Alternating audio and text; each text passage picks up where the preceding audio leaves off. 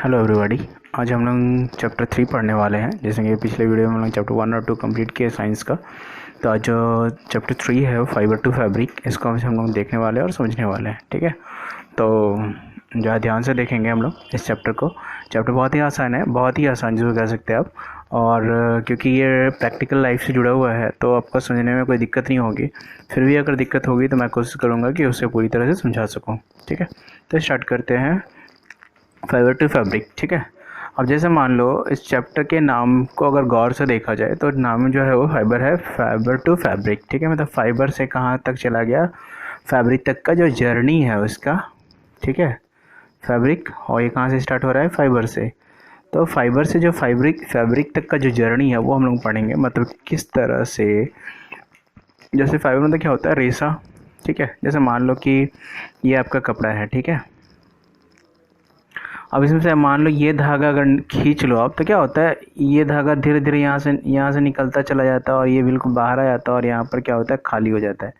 ठीक है, तो कहने का मतलब कि ये जो धागा हुआ, धागा नहीं कह सकते, रेशा कह सकते हैं।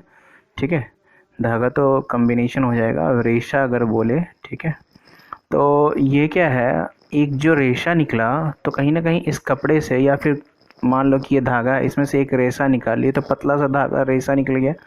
ठीक है, तो रेशा से किस प्रकार कपड़ा बना। ठीक है, ये जर्नी है आपका जो फाइबर टू फैब्रिक। ठीक है, मतलब किस प्रकार रेशा, मतलब रेशे कह लो आप, रेशा से कपड़े तक की जर्नी। ठीक है, यहाँ पे इसको मिटा देते हैं। रेशे से कपड़े तक की जो जर्नी है वो हम लोग आज देखने वाले हैं। ठीक है, किस प्रकार किसी रेशा को बनाया जाता है, इवन रेशा को कैसे कृत्रिम होता है या प्राकृतिक होता है, ये हम लोग सारा देखने वाले हैं आज इस चैप्टर में। तो यहाँ पे जो स्टार्ट करते हैं, ये कुछ एक्टिविटी है जो कन्वर्सेशन है, मतलब कि एक बुक शॉप का जो आपका फिगर है वहाँ पे आप देखें तो आप समझ सकते हैं कि बुक शॉप का फिगर आपको दिखाने का मतलब क्या है। क्योंकि जो हम लोग का चैप्टर है वो बिलोंग करता है किससे, फैब्रिक से। तो फैब्रिक मतलब ये सारे जो हैं, ये पर यहाँ पे जो कपड़े का दुकान है तो जो भी फैब्रिक्स होंगे वो तो आपको यहाँ मिलेगा ना। तो यहाँ पे हर तरह के कपड़े होते हैं, देख लीजिए आप।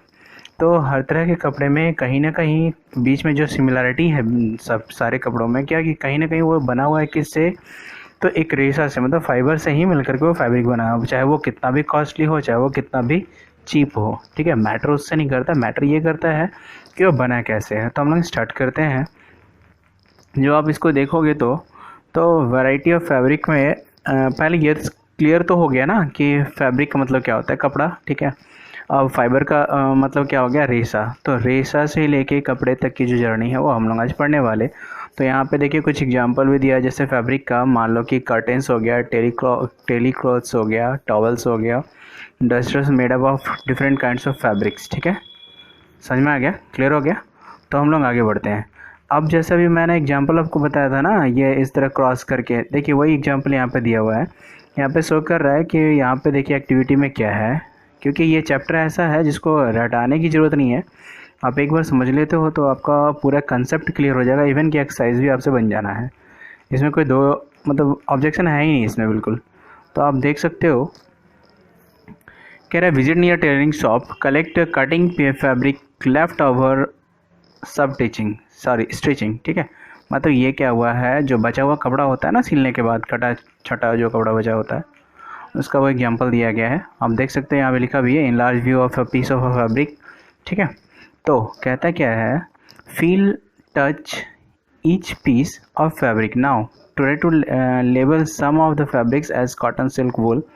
ठीक है, और synthetic after asking for help from tailor. ठीक है, मतलब कपड़ों के डिफरेंस के बारे में आप उससे जान सकते हैं, क्योंकि वो जो टेलर होता है ना उनको सारे कपड़ों के बारे में जानकारी होती है कि ये कौन सा फैब्रिक है, मतलब सिल्क है या फिर वुलन है या फिर कॉटन है या फिर सिंथेटिक है।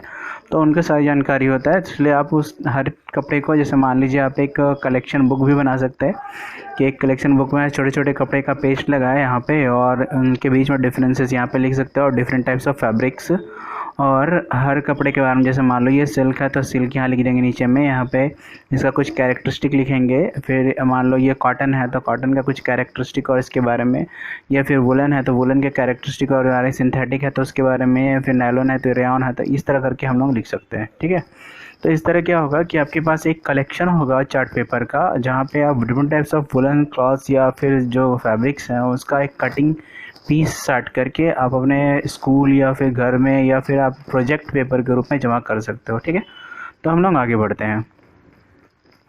कह रहा है select a piece of cotton fabric you level in activity 1, जैसे कि अभी बोला ना कि चार्ट पेपर में तैयार करने के। Now try to find out loose thread of yarn. ठीक है, यार्न करने का मतलब क्या हो गया, धागा।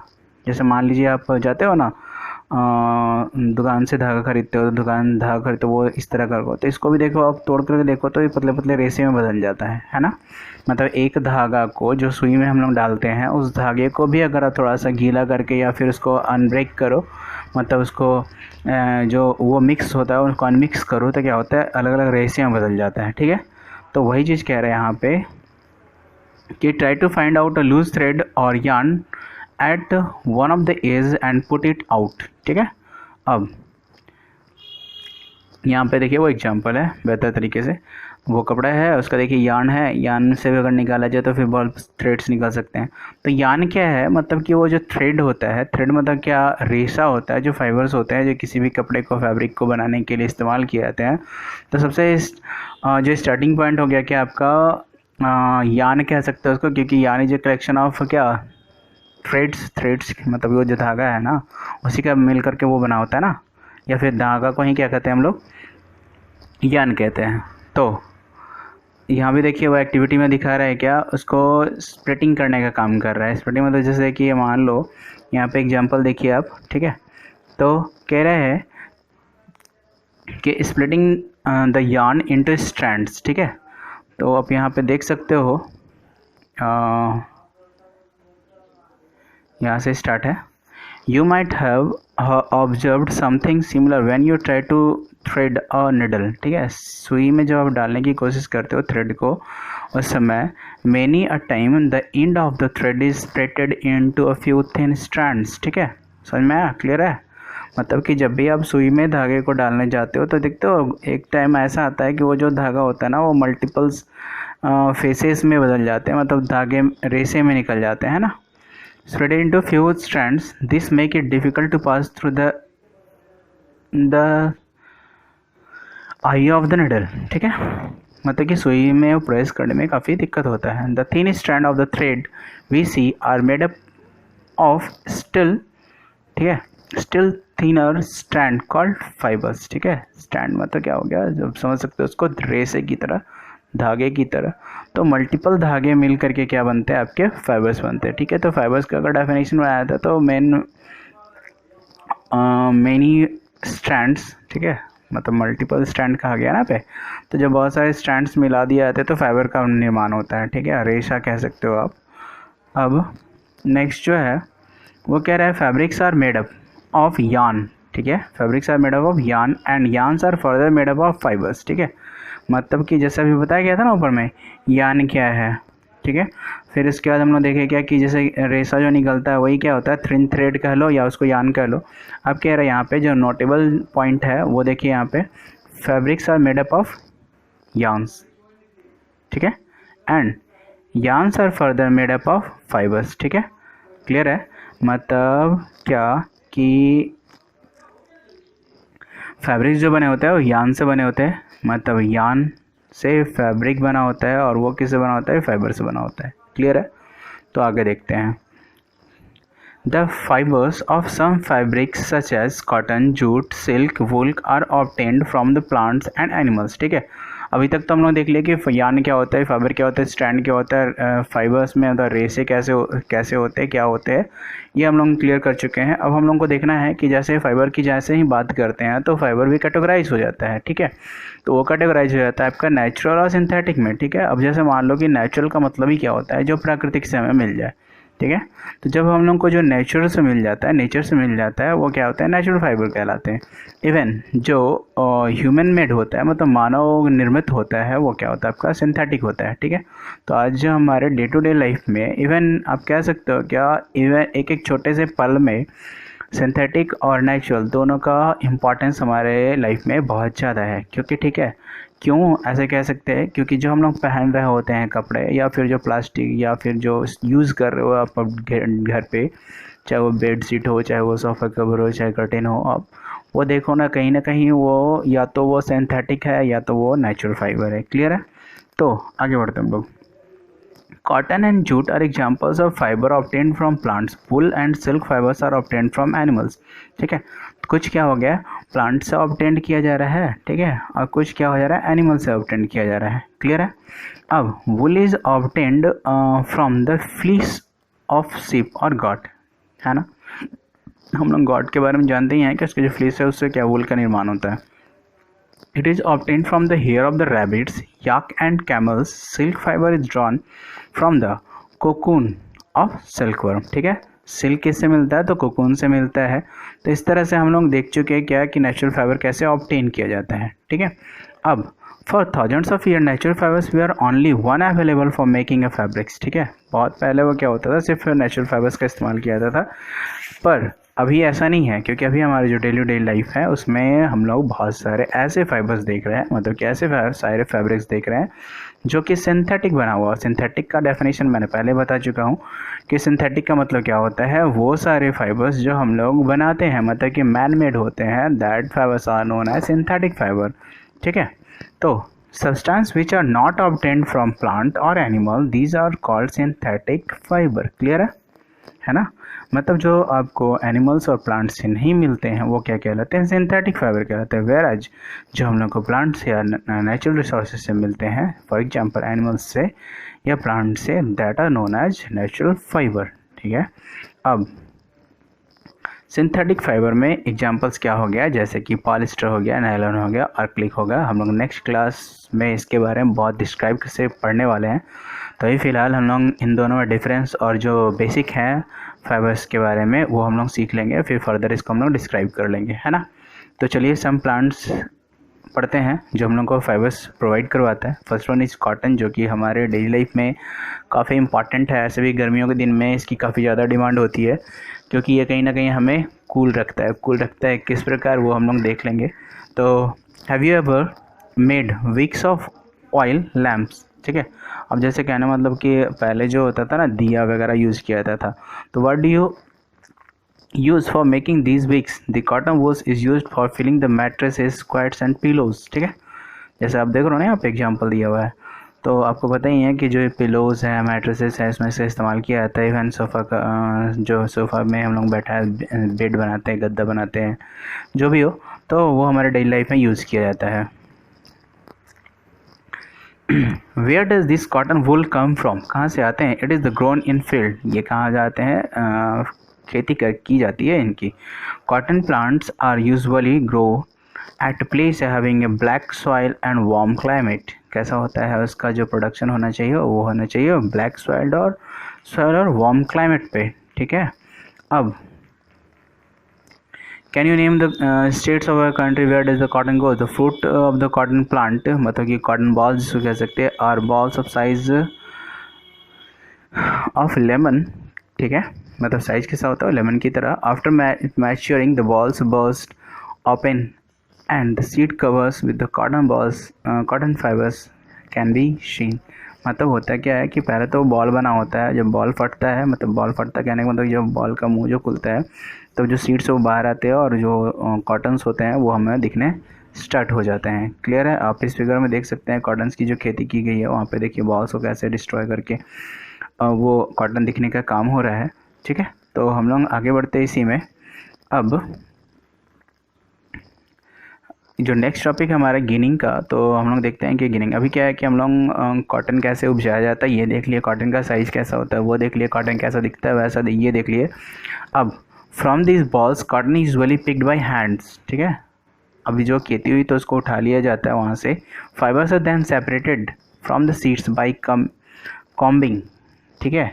This process called ginning. Ginning क्या हो गया, जब फाइबर्स को मतलब कि कॉटन्स को जब उसको सेपरेट करते हैं ना, क्योंकि वो बॉल लाइक स्ट्रक्चर होता है ना, उसको जब सेपरेट करते हैं, that is the process of combing and that is known as ginning. ठीक है, मतलब किस प्रोसेस से निकालते हैं, कॉम्बिंग के प्रोसेस से, और उसे ही क्या कहते हैं, गिनिंग कहते हैं। ठीक है, ginning was traditionally done by hand, this day machines are also use for ginning. अब क्या है, क्योंकि डिमांड जैसे जैसे बढ़ती जा रही है कॉटन्स की, तो क्या होगा कि अब तो या तो सिंथेटिक यूज़ कर लिया और नहीं तो फिर मशीन से यूज़ करें, क्योंकि हाथ से करना मतलब कि काफ़ी स्लो प्रोडक्शन होना।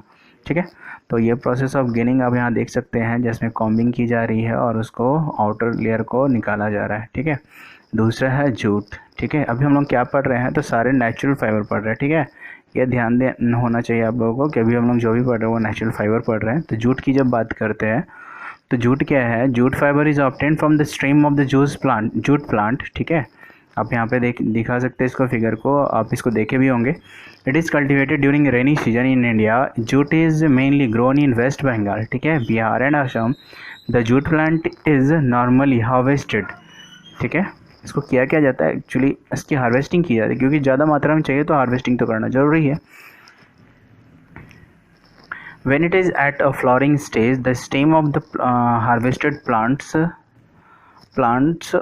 are immersed in the water for a few days. The stem root fibers are separated by hand. For example, जैसा मान लो कि ये इसका स्टेम है, ठीक है, तो जैसे ही इसकी प्रोडक्शन होने के बाद क्या किया जाता है कि स्टेम को कट कर लिया जाता है, मतलब जिसको यूज़ करना है उसके लिए, ठीक है, जूटी के लिए, और इसको फिर क्या कहते हैं, ड्रिप कर दिया जाता है, किस में, पानी में, तो पानी में भिगो कर रख दिया जाता है और फिर उसे हैंड से ही सेपरेट किया जाता है।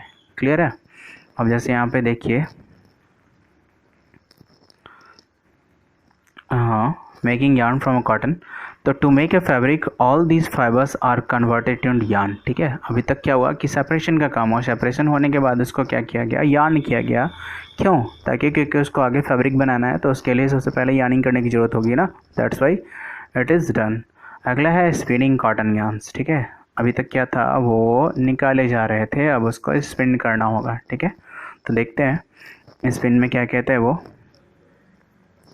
The process of making yarn from fibres is called spinning. ठीक है, स्पिनिंग क्या हो गया, the process of making yarn. ठीक है, वो क्या हो गया आपका, fibre, the process of making yarn from fibres that is known as spinning. Clear है।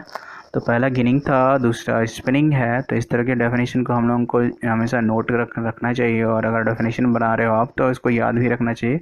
ऐसा तो इतना ईजी में पढ़ाया जा रहा है कि हो सकता है आपको वो याद करने की ज़रूरत नहीं, बस आप यहाँ पे हिंदी इसलिए यूज़ की जा रही ताकि आपको डेफिनेशन पूरी तरह से समझ में आ जाए और चैप्टर आप क्लियर कट समझ सको। ठीक है, अब देखिए, in this process fibres from a mass of cotton wool are drawn out to the and twisted, this brings fibres together form a yarn. ठीक है, मतलब क्या, यह स्पिनिंग प्रोसेस को क्यों किया जाता है, ताकि उससे हम लोग यार्न को निकाल सके फैब्रिक के लिए। A simple device use for spinning and spindle also called takli. ठीक है, another hand operated device used for spinning is charkha. ठीक है, use of charkha was popularized by Mahatma Gandhi as part of the independence movement. He encouraged people to wear clothes made of homespun yarn termed as khadi and sun imported cloth made in the mills of Britain. ठीक है, जैसे आप लोग history में ये जान चुके होंगे कि जो ये महात्मा गांधी जो थे वो इस चीज़ को बढ़ावा देते थे कि जो भी हम लोग यूज़ करें वो मतलब इंडियन होना चाहिए। तो इसके लिए वो यार्निंग का भी आप बहुत जगह फिगर देख सकते हो महात्मा गांधी को चरखे के साथ, जिसमें कि वो सपोर्ट कर रहे हैं कि आपको जो होना चाहिए वो खादी को बढ़ावा देना चाहिए और मतलब जो अदर कंट्री का है उसको बाइकआउट करना चाहिए। ठीक है, तो to popularize the promote of khadi, the government of India constituted a body called Khadi and Village Industry Commission in 1956. ठीक है, अब क्योंकि ये हमारे हिस्ट्री से जुड़ा हुआ है तो इसको प्रमोट करने के लिए, मतलब इसको बढ़ावा देने के लिए जो गवर्नमेंट ऑफ इंडिया है वो क्या किया है कि 1956 से एक कमीशन बनाई है, मतलब कि एक संस्था बनाई है जो कि क्या करती है, इसको प्रमोट करने का काम करती है, मतलब कि लोगों को प्रेरित करती है कि आप इस तरह के काम को करें और उसके सामान को ख़रीदने के बाद वो अच्छे कॉस्ट उनको मिल सके, ताकि वो उनके बिजनेस के तौर पे काम कर सके। ठीक है, तो spinning of yarn on a large scale is done with the help of a spinning machine. After spinning, yarns are use for making fabrics. ठीक है, अभी तक क्या था कि वो उसको सेपरेट आउट करने का काम किया था, इसके बाद उसको फैब्रिक के लिए इस्तेमाल किया था। ऐसे भी अगर आप खादी ग्राम उद्योग मेला गए होंगे कभी, तो हर जगह लगती है। जैसे पटना की बात की जाए तो पटना में भी होता है, रांची की बात की जाए तो रांची में भी लगता है। तो अगर आप उस तरह के खादी ग्राम उद्योग मेले में जाते हो तो वहाँ पे आप बहुत सारे ऐसे ऑब्जेक्ट देख सकते हो जो कि हम लोग ऐसा फील नहीं कर सकते कि वो शायद खादी का बना होगा और हमारे डेली लाइफ में उसका यूज हो सकता है। इवन मैट्रेस से लेके ड्रेस से लेके मतलब बहुत कुछ जो कि खादी का यूज़ करके बनाया जा सकता है, पर उसका प्रमोशन इतना नहीं है इसलिए हम लोग जान नहीं पाते। पर आप एक बार विजिट करके देखो तो आपको पता चलेगा बहुत सारे ड्रेसेस हैं जिसको हम लोग यूज़ कर सकते हैं। अगला जो टॉपिक है यार्न टू फैब्रिक्स। ठीक है, अभी तक हम लोग यार्न के बारे में पढ़ रहे थे, अब यार्न से फैब्रिक के जो सफ़र है उसको देखेंगे। कह रहे हैं क्या, there are many ways by which fabric are made from yarns. The two main process are weaving and knitting. ठीक है, वेविंग और नीटिंग जो है वो प्रोसेस है यार्न को फैब्रिक बनाने में। अब तो ऐसे बहुत सारी मशीनें इसको यूज़ कर रही हैं, पर ट्रेडिशनल वे में लोग इस तरह यूज़ किया करते थे। ठीक है, तो देखते हैं। The process of arranging two sets of yarn together to make a fabric is called weaving. ठीक है, मतलब ये यार्न है, ये यार्न है, अब इसको इस तरह मतलब थ्रेड लाइक स्ट्रक्चर बनाने का जो प्रोसेस है, मतलब कि बुनने का प्रोसेस जो है, ठीक है, वो क्या कहलाता है, आपका वेविंग कहलाता है। क्लियर है। अब यहाँ पे जैसे कि आप देखिए फिगर में कुछ दिया हुआ है, जैसे कि वो क्या कह रहा है कि on the other shown in the figure 3.1 cut both the sheet along with the dotted lines and then unfold whether strips one by one that cut the sheet paper as shown. ठीक है, मतलब क्या उसको दिखाया गया है क्या, कैसे आप यार्न को सेपरेट करते हैं, यार्न कैसे फैब्रिक में बनता है। तो ये देखिए प्रोसेस आपका हैंडलूम का, जिसमें कि वेबिंग करने का काम किया जा रहा है। ठीक है, जो कि इसको आप इस्तेमाल किया जाता है किसके लिए, तो फैब्रिक के लिए। ठीक है, तो देखिए कह रहे हैं क्या कि in a similar manner two sets of yarn are woven to make a fabric. The yarn are much thinner than our paper strip. ठीक है, of course weaving of fabric is done on loom. The looms are either hand operated और power operated, या तो वो हाथ से भी, जैसे ट्रेडिशनल वे में तो लोग हाथ से करते थे, लेकिन अब क्या है कि अब मशीन का भी इस्तेमाल किया जाता है। आप टीवी वगैरह में या फिर अगर ओरिजिनली कभी गए होंगे तो आप वहाँ पे देख सकते हैं कैसे वो काम करता है। ठीक है, अगला जो प्रोसेस है निटिंग, ये बहुत आसान सा प्रोसेस है। आसान सा प्रोसेस नहीं कह सकते, मतलब कि ये एक ऐसा प्रोसेस जो हमारे घर में भी ये बनता हुआ दिख सकता है। ठीक है, दिख सकता है क्या, मतलब दिखता ही है, दिखता। तो knitting a single yarn is use to make a piece of fabric. For example इसकी अगर बात करें तो ये एक ऐसा शीन है, मतलब कि कैसा फिगर है जो हमारे घर में दिखता ही दिखता है ठंडे के मौसम में, है ना। मतलब यही प्रोसेस क्या कहलाता है, आपका निटिंग कहलाता है। ठीक है, तो have you ever pulled yarn from a torn pair of socks? What happen? A single yarn gets pulled out continuously as a fabric and unraveled. Socks and many other clothing items are made up of knitted fabrics. Knitting is done by hand and also on machine. कह रहा है क्या कि जैसे आप किसी कपड़े के एक थ्रेड को निकालते हो तो वो थ्रेड क्या निकलते पूरा कपड़ा गायब हो जाता है और पता ही नहीं चलता फैब्रिक कहाँ गया, बच गया तो क्या यार्न बच गया। तो इस तरह से आप देख सकते हो। अब कह रहे हैं weaving and knitting are used for many different kinds of fabric. These fabrics are used for variety of clothing items. Clear हो गया। अभी तक हम लोग जो सफ़र था वो कहाँ से कहाँ तक देख चुके, फाइबर टू फैब्रिक का जो सफ़र था वो देख चुके। ठीक है, कैसे किया जाता है, मतलब what are the process to generate fibre into fabric, ये हम लोग क्लियर कर चुके हैं, है ना। अब जो नेक्स्ट टॉपिक है वो है आपका हिस्ट्री ऑफ क्लोथिंग मटेरियल। ठीक है, मतलब कि कैसे उसका जो हिस्ट्री है वो, क्योंकि ये लास्ट टॉपिक है तो इसको भी हम लोग अच्छी तरह से देख लेंगे। ठीक है, अब यहाँ पे गौर करें तो आपको मिलता है क्या कि have you ever wondered what materials used in ancient times for cloth? It happens that those times people used bark, ठीक है, क्या, bark and twig leaves of tree, है ना, मतलब जो पेड़ के छाल या पत्ते हुआ करते थे उसको इस्तेमाल किया जाता था. After people began to settle in agriculture communities, they learned to weave big twigs, grasses to mats and baskets. ठीक है, कह रहा है जब पीपल स्टे करने लगे तो वो क्या हुआ, सीख गए कैसे ये सब काम करते हैं, मतलब कि बुनने का काम सीख गए और कपड़े को थ्रेडिंग लाइक स्ट्रक्चर देना स्टार्ट किए.